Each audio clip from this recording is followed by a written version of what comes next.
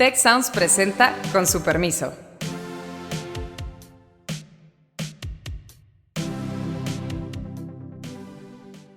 Con su permiso, soy Beata Boina y hoy vamos a hablar sobre el presidente electo Donald Trump.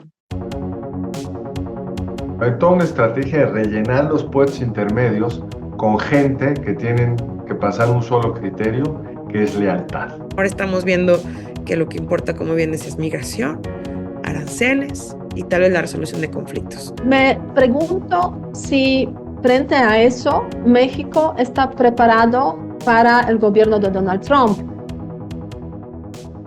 Ya está muy activo desde cuando el día 5 de noviembre ganó las elecciones presidenciales en los Estados Unidos. De hecho, casi ya tiene los nombramientos principales para su futuro gobierno y también ha empezado una actividad internacional muy fuerte, amenazando a México, Canadá y China con la imposición de las tarifas arancelarias en caso de que no se solucione el tema de la migración y el tema de fentanilo.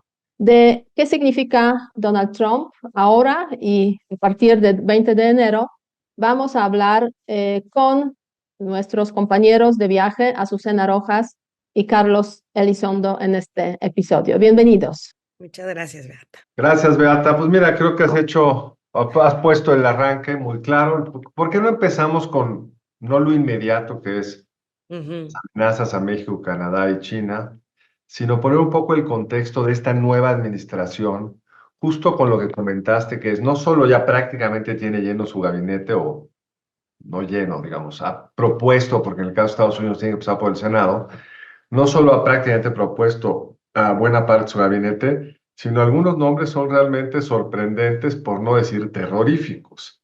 Es decir, vamos a empezar por el que es probablemente más extremo, y creo que resume bien a qué viene Trump, que es a romper todo. Y Trump, uno de sus grandes éxitos en su administración primera fue el programa para sacar las vacunas de COVID.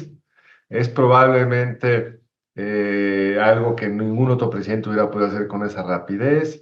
Ahí es donde la voluntad de poder es siempre muy importante, el estilo de imponerse. Y ahora ha propuesto para la Secretaría de Salud al señor Kennedy Jr., quien es un activo antivacunas, entre otras muchas excentricidades.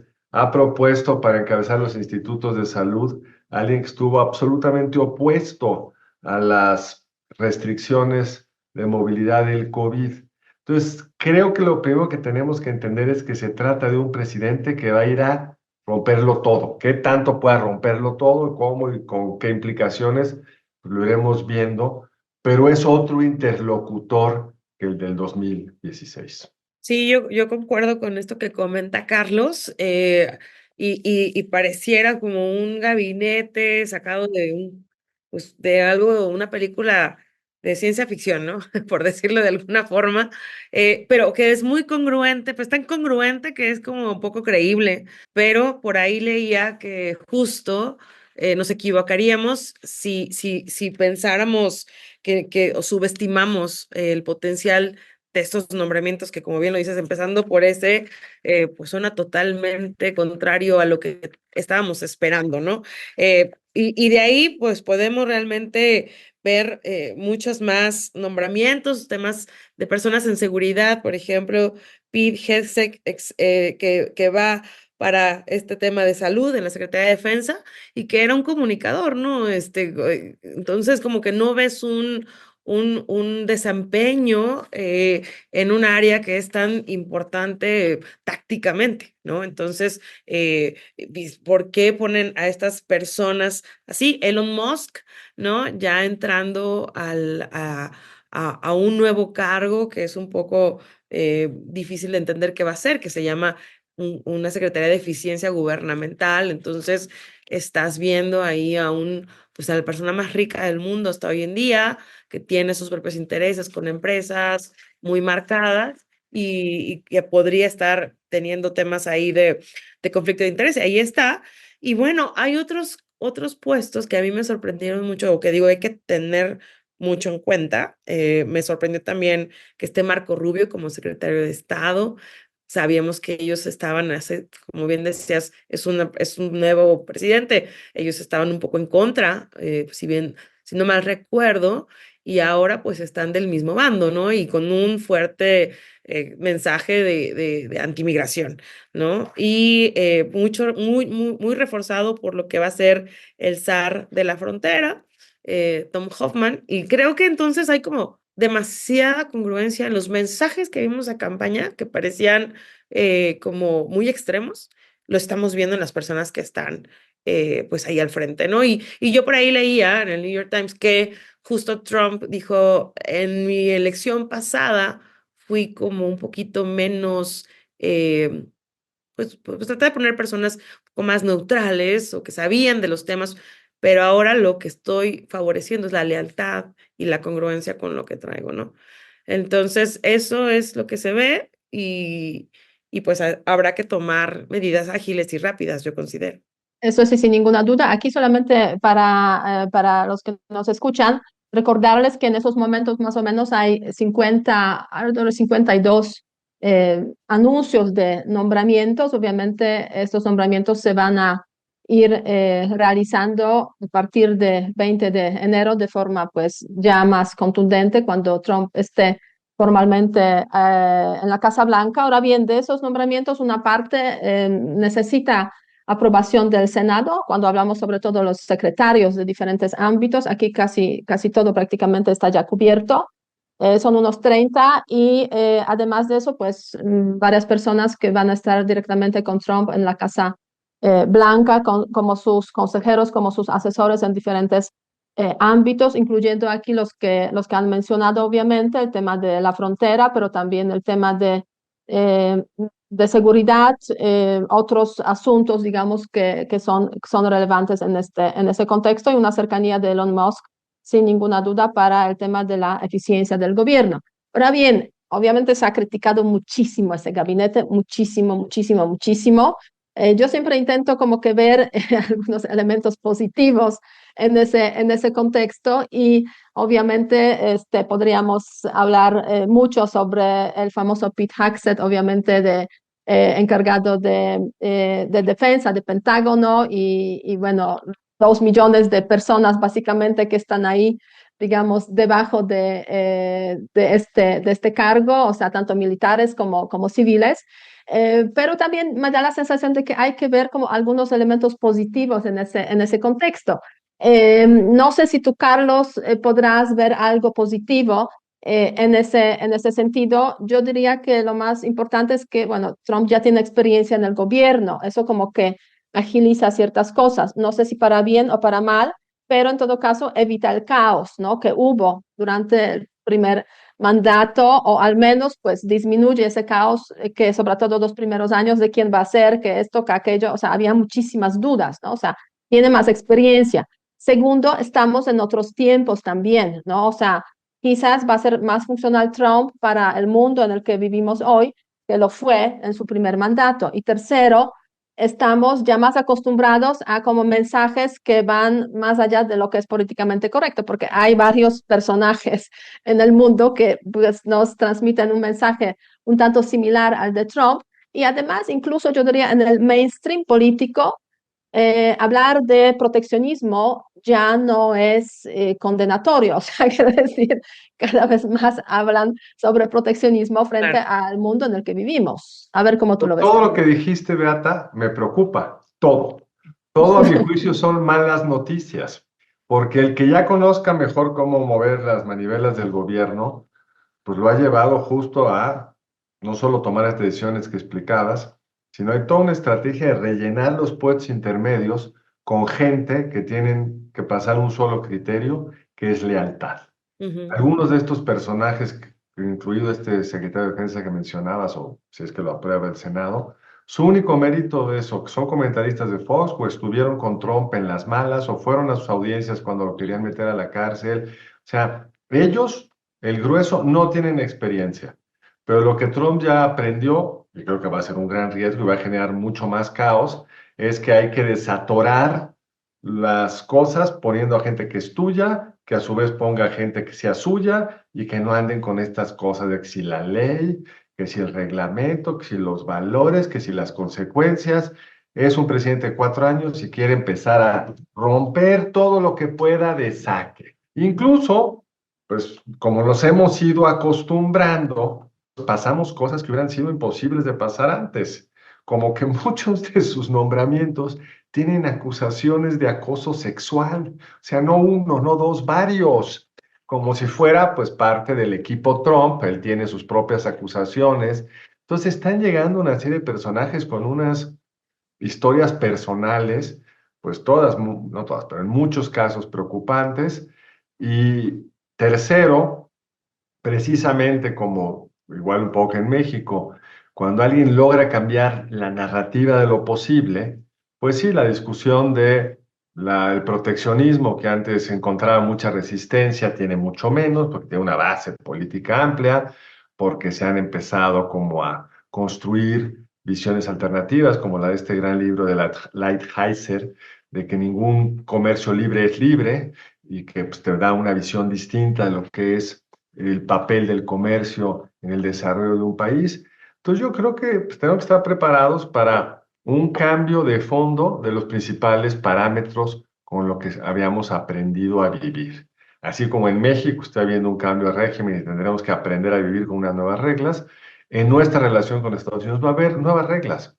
Yo creo, por ejemplo, Beata Azucena, que una de las cosas más sorprendentes, pero creo que tiene una lógica política, a ver cómo lo ven, que fue ponernos a Canadá y a México en el mismo lugar. Sí. La De hecho, verdad fue bastante sorprendente el tweet que mandó el lunes, o el comunicado que luego se mandó por tweet el lunes, el presidente electo Trump, donde nos acusa a ambos de ser responsables de la migración, de la entrada de fentanilo, y nos conmina a cambiar o nos impondrá aranceles. Yo creo que es parte de una estrategia de dividir América del Norte.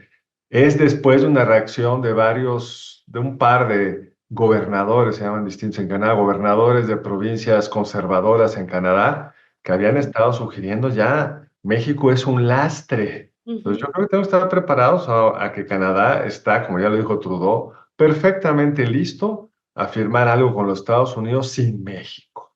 Un cambio de paradigma. Toda la idea previa era que era una comunidad americana del norte, que podemos trabajar juntos, bla, bla, bla. Y yo creo que, pues, por el tipo de gobierno que tenemos, por el desastre en seguridad, por los cambios constitucionales que se han hecho recientemente, nuestros socios pueden decir, pues México no es un parte de esta comunidad, más el racismo, el nacionalismo y todas estas cosas que tú mencionabas o ambas mencionabas. Dos, pues esto mismo va a pasar con el resto del mundo.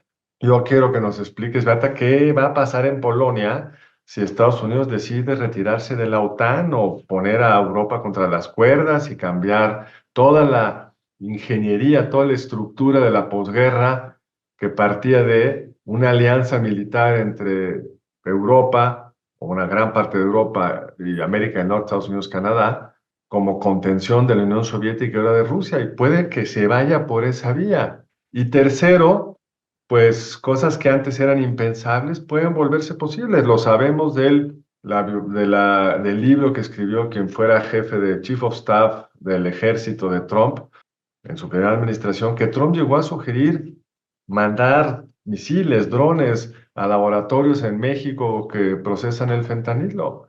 Eso no se discutía en la posguerra, en el mundo de las fronteras, de la soberanía, de la multilateralidad. Vamos a un mundo unilateral y me parece que no acabamos de entender, y es muy difícil, no va a ser posible entender, Eso pero veamos sí, las explicaciones. eso sin duda que el mundo está cambiando, o sea, y Trump es de alguna forma, podríamos decir, el resultado de este cambio que está operándose. Resultado y líder del cambio, digamos, las dos En cosas. y se sitúa en el liderazgo, sin ninguna duda, pero, ¿sabes? Si eso hubiera ocurrido un personaje como él hace 30 años, probablemente no tendría éxito. Ocurre hace pocos años y ahora, y si tiene éxito, porque hay como, podríamos decir, caldo de cultivo para que estos personajes estén en el poder. Ahora bien, yo creo que obviamente el panorama es bastante difícil en ese contexto y tenemos que prepararnos para muchas sacudidas. De hecho, el gobierno de Trump, tal como lo está componiéndose en esos momentos, pues sí tiene como objetivo sacudir mucho, digamos, en Washington desde la Casa Blanca, digamos, en todos los Estados Unidos, tomando en cuenta los sectores que fueron o que son, o temas que son problemáticos, o sea, el tema de defensa, el tema del Departamento de Justicia, el tema de migración, obviamente, o sea, hay un cambio de paradigma porque el tema fundamental desde el punto de vista externo para los Estados Unidos hoy en día es la migración. Y eso también, o sea, va a estar generando ciertas decisiones, ya está generando ciertas decisiones. Ahora bien, cuando hablamos del tema de la OTAN, lo que tú comentaste, Carlos, o sea, yo diría, si vemos nombramientos en ese justo ámbito, pues la verdad es que quizás no va a ir tan mal a los europeos. ¿Por qué? Porque Marco Rubio, de hecho, pues es un personaje que es un anticomunista, tiene una política, siempre ha tenido declaraciones muy fuertes contra, digamos, los países que están precisamente del otro lado hoy de los Estados Unidos, o sea, y también de los países europeos, o sea, el tema de China, el tema de Irán, el tema de Corea del Norte, junto con Rusia. O sea, difícilmente aquí veo a Marco Rubio, o sea, haciéndose amigo de los rusos de repente, ¿no? Y eliminando a la OTAN, si él fue uno de los, pues, artífices, básicamente, de esa legislación que impide que Trump, a través de una orden ejecutiva, pues saca a los Estados Unidos de la Alianza Atlántica. Entonces, en cuanto a, podríamos decir, política exterior, hay como mensajes que no necesariamente son tan negativos en ese sentido. Podemos esperar una política de fuerza, eso sí, una política que tiene como objetivo cerrar los conflictos que existen, o sea, sobre todo hablamos aquí de Ucrania y el tema de, digamos, Gaza, Israel, pero al mismo tiempo, recuperar esa fortaleza de los Estados Unidos a través de las Fuerzas Armadas, que pues de acuerdo con como lo viven los Estados Unidos, están un tanto desprestigiadas o la gente no quiere ya, digamos, no hay reclutamientos, etcétera, etcétera. Por otra parte, si vemos el consejero de asesor en temas de seguridad, Tim Walz, pues también es un nombramiento que nos indicaría que más bien es persona que sí tiene conciencia de cómo va el mundo, la relevancia de la Alianza Atlántica. Entonces, me da la sensación de que en ese gobierno sí hay varios nombramientos que tienen como objetivo romper, como el tema de, como dije, defensa, el tema de justicia, CIA también, o sea, la agencia de inteligencia, porque desde CIA ha habido como varias filtraciones contra Trump, etcétera, etcétera. Entonces sí, castigo ahí y como que revertir un poco, cambiar el personal, cambiar cosas, pero en otros temas quizás va a haber no tantas rupturas como se esperaría o como se pensaba. ¿Por qué? Porque el mundo también es diferente hoy que en el... Construcciones. Ahora, pero es bien interesante lo que dice, estoy de acuerdo, pues es una posibilidad, pero el día previo a que Trump anunciara lo de los aranceles de México, la interpretación del New York Times y de otros es que con el nombramiento del nuevo secretario del Tesoro iba a ser menos probable una política de aranceles altos porque él ha advertido sobre los costos, no sé qué. El problema con un personaje como Trump es su volatilidad. Y Marco Rubio puede pensar todo lo que tú dices y creo que es una muy buena reflexión, pero no sé qué pasa si su jefe le diga yo quiero arreglarnos con Putin ya. Y no sé qué pasa si su jefe se enoja porque cree que Alemania o quien sea no está poniendo suficiente dinero en la OTAN. O sea, ese es el otro gran cambio, yo creo. Y en México llevamos 6 años viviendo así, que es que las cosas van a depender de cómo lea el mundo en cada momento el señor Trump. Y eso creo que es curioso, ¿no? Porque es el segundo periodo de Trump, entonces pareciera como que regresamos al pasado con lo que ya había acontecido cuando ganó en 2016, ahora de manera potenciada, pero el estilo, pues ahí está, ya lo sabemos y no podemos esperar algo distinto, incluso yo creo que más agravado, ¿no?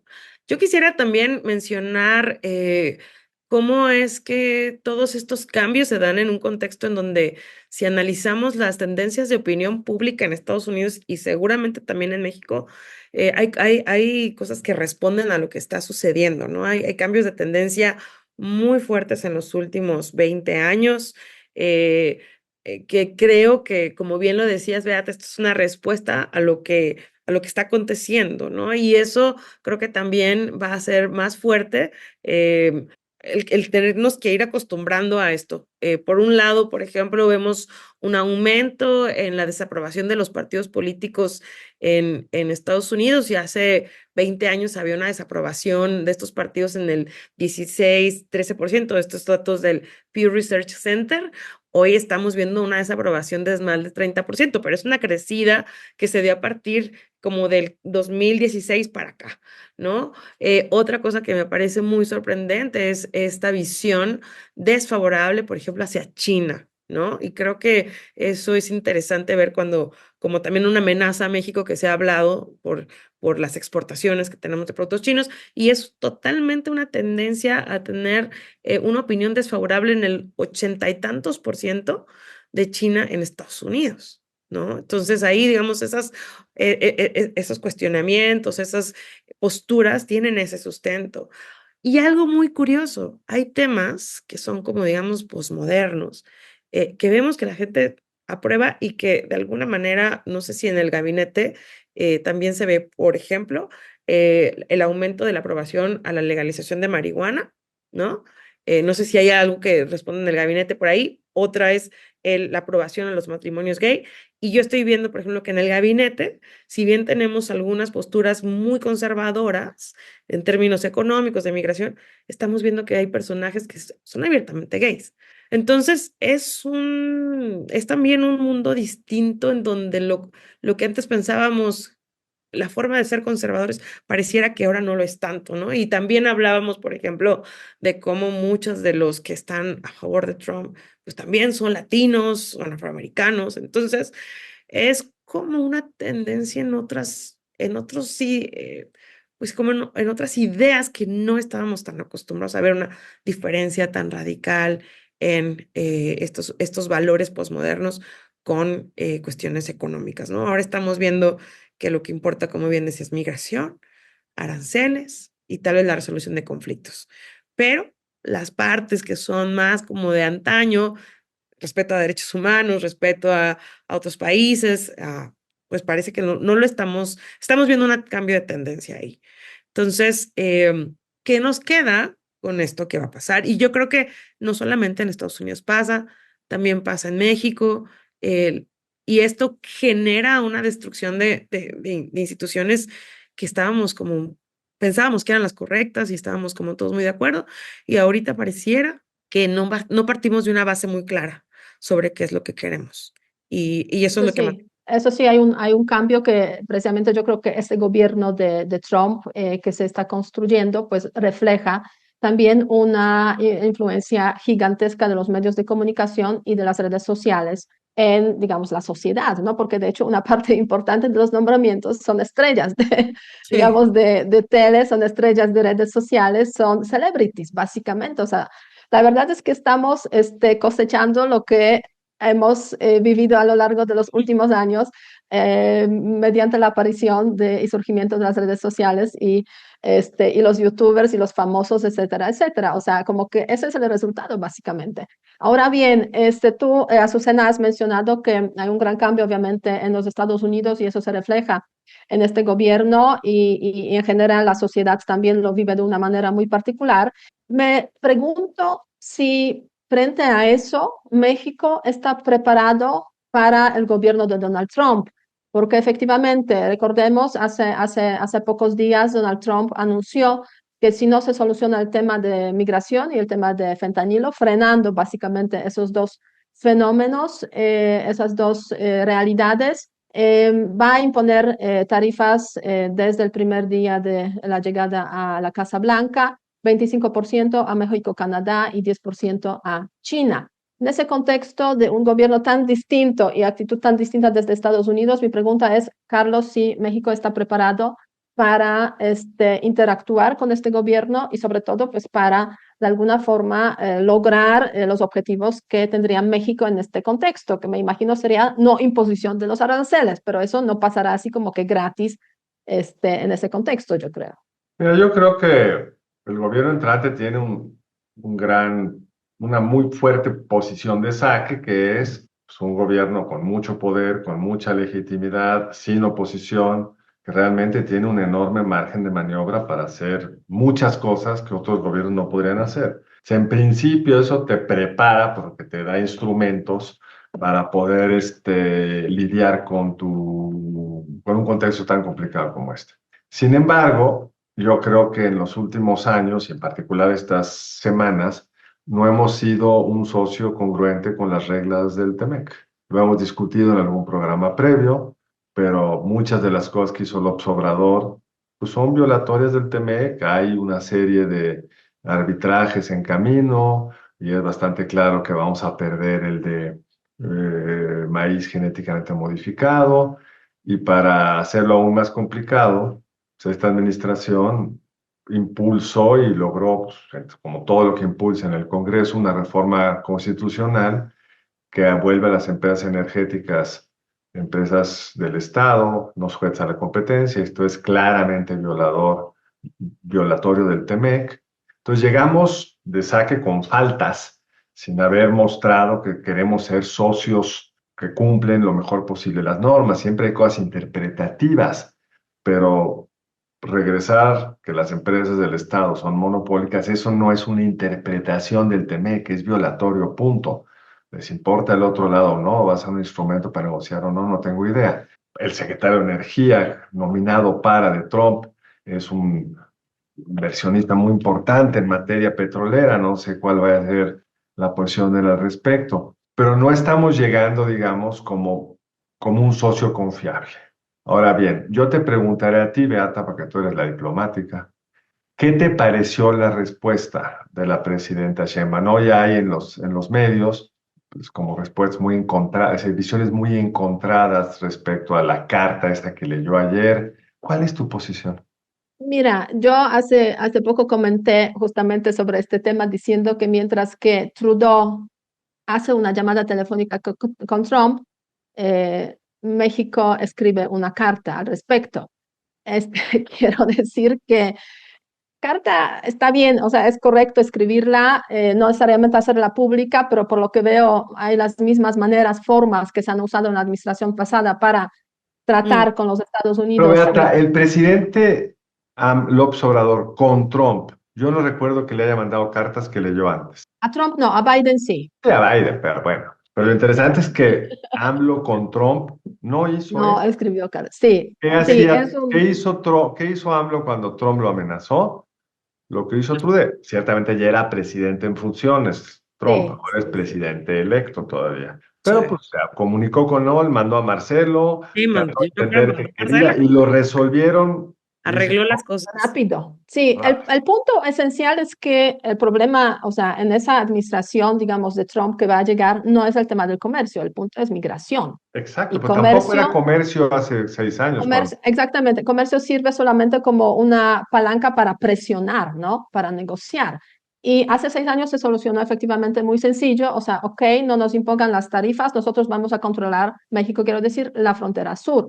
Y ahora, pues, tampoco hay grandes soluciones aquí más allá de esa solución, ¿no? O sea, México controla la migración o si no, va a ir perdiendo, digamos, partes del tema comercial o incluso podría perder totalmente el tema, quizás. A ver, a Ahora mí me bien, parece que la dice, reacción, nada más para ponerlo ahí, no sé si estamos tomando en cuenta que hoy Claudia Sheinbaum dice, a un arancel vendrá otro en respuesta, ¿no? O sea, yo digo, ya de sí, plano vas a pueden poner hacerlo ahí. así, pero la verdad es que eso no soluciona el tema esencial, porque no, el tema no es comercial, el tema es migración.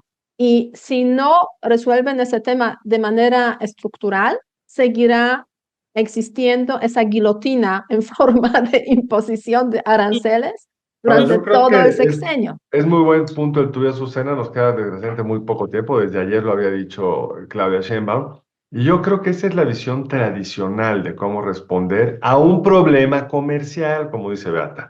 Tú me Así es. bloqueas la entrada de no sé qué cosa, lo mandamos a un panel, vemos si era justa la entrada o no, la bloqueada como maíz genéticamente modificado en nuestro caso, o violentas el tema, que es una cosa en disputa todavía con Estados Unidos, la regla de contenido. Si tú me pones un arancel, yo puedo ponerte un arancel equivalente en los productos que yo quiera. Pero Trump no está actuando con lógica comercial, ni siquiera está señalando unos productos. Supongamos, es altamente improbable, pero supongamos que nos pone el arancel del 25% across the board, a todo. A todo. ¿Vamos a responder poniendo 25% de arancel a todo? Nos estamos dando un balazazo en el pie, ¿no? El argumento Sí. de Marcelo Ebrard hoy es que Estados Unidos no lo va a hacer porque se estaría dando un balazo en el pie. Y este es el viejo tema en la relación México-Estados Unidos. Los dos se dañan con esto, pero ¿quién se daña más? Recordaba yo, ustedes eran jóvenes, ni habían nacido quizá, pero en la crisis de los 80s, en la renegociación de la deuda, el dilema siempre era, ¿y si dejamos de pagar? Porque entonces van a quebrar los bancos de Estados Unidos. Sí. ¿Cómo provocas una crisis en Nueva York sin provocar una crisis mayor en México? Y al final, los países que negociaron, que pagaron una parte, como México, les fue mejor que Perú, que rompió con los bancos y entró en una espiral hiperinflacionaria. O sea, la simetría es tal que el juego de a ver quién se daba lados al pie más fuerte suena complicado. De Sí, acuerdo. el colchón en caso de los Estados Unidos siempre va a ser mucho más amplio, digamos, mayor en ese contexto. Y Entonces, creo que yo diría hoy en día hasta de Canadá, ¿no? Porque también la situación es que a lo mejor antes era un rompimiento, Estados Unidos, México, más, y ahora tenemos también al frente de Canadá, ¿no? Que abiertamente dice, pues yo me puedo poner de acuerdo contigo y quitamos a México del mapa. Pues no del sí, mapa, pero en de la fin, comunidad. No te pongas tan del agresivo. mapa del mapa comercial, para que no haya dudas. Dramática. Ahora bien, obviamente hay muchos temas aquí que se podrían mencionar más. Yo solamente puntualizaré un tema, si me permiten. Es interesante ver a quién Claudia Sheinbaum decidió enviar a Washington, o digamos a Mar-a-Lago, mejor dicho, porque ahí está el presidente electo, a Marcelo Ebrard, al secretario de Economía, y no a secretario de Relaciones Exteriores. Claro, se puede entender porque Marcelo Ebrard ya conoce, digamos, a los actores que son relevantes en ese contexto de la administración de Trump y a Trump mismo. Entonces, podríamos asumir que le va a ser más fácil abordar el asunto. Ahora bien, eso también nos indica que dentro de digamos, del gobierno de Claudia Sheinbaum, pues sigue habiendo como esas dificultades a la hora de cómo va a ser la política exterior, quién va a llevar la política exterior mexicana, ¿no? O sea, va a ser Ebrard encargado de solucionar crisis con los Estados Unidos, incluida porque se trata de la migración sobre todo y no tanto del comercio, repito, o va a ser Juan Ramón de la Fuente. Parece que envían a primera línea como una especie, digamos, de avanzada nuevamente a Marcelo Ebrard, a pesar de que eso sí le debilita, yo diría, a Claudia Sheinbaum como tal, ¿no? En general, porque pues Marcelo Ebrard fue su competencia en su momento. Bueno, es interesante, yo creo que ver hacia dónde va a ir esa línea, digamos, ese tema en el futuro, pues inmediato, porque lo que se trata es inmediatamente buscar la solución, o sea, que no impongan esas tarifas a partir del 20 de enero, y me imagino que durante esas semanas van a trabajar intensamente para buscar las soluciones, pero la solución está en la migración, ahí está la solución, y en la cooperación Ahora, en temas de seguridad fentanilo. la estrategia parece estar basada en el principio de a ver quién se raja primero, el famoso chicken game, que es, tú me amenazas, yo te amenazo, tú lo subes, yo lo subo. Y sí, es una estrategia posible. Si uno lee hoy la jornada, hay toda una celebración en torno a la firmeza de la presidenta Sheinbaum respecto a esto. Puede jugar ese juego. Siempre el riesgo de jugar a chicken, que es esta idea de que dos manejan, es decir, dos carros se enfrentan uno frente al otro en una camino y la pregunta es quién se mueve primero, este es el pollo, el chicken, el que se raja. El problema es que el camión de Trump es un grandotote y el nuestro es un carrito, entonces Es un mastodonte, es un mastodonte. en un toque pues, se puede dañar aquel otro, pero nos vamos a dar más nosotros. Entonces es un dilema muy complicado jugar a chicken con un gorila. Entonces, pues yo creo que eso daría para otro programa porque no quiero sustituirte, Beata, pero veo que el tiempo... Tenemos que cerrar, lo sé, tenemos que cerrar. Azucena, a ver, ya para cerrar. Ya nada más estar muy atentos y también ser un poco realistas, ¿no? Yo creo que esa sería mi conclusión de esto. Tenemos que tener acuerdos, generar acuerdos plausibles y muy pronto también ver cómo concretar si nos permanecemos con el TEMEC o no. Yo creo que eso deberíamos de tenerlo en mente. Así es. Con su permiso, les agradezco mucho atención. El tema es fascinante, pero tenemos que irnos ya. Cuídense mucho y hasta la próxima semana. Hasta luego. Hola. Somos Eduardo Aguiñaga, Eva Guerra y Alicia Galindo. Y te invitamos a escuchar Territorio Negocios, un podcast que analiza las tendencias y transformaciones empresariales en México y América Latina. Territorio Negocios es parte de Tech Sounds Podcast, la barra oficial del Tecnológico de Monterrey. Muchas gracias al equipo del Tecnológico de Monterrey. Denle seguir a este podcast, compártenlo y activen la campana de notificaciones para no perderse ningún episodio. Recuerden que siempre los leemos en los comentarios de Spotify y en las redes sociales de la Escuela de Ciencias Sociales y Gobierno. Productora ejecutiva Lisbeth Siller. Productora de Con su permiso Artemisa Padilla y Nadia Rodríguez. Diseño Lisette Rodarte. Analíticos y alianzas Lilia Martínez. Postproducción Max Pérez y Marcelo Segura.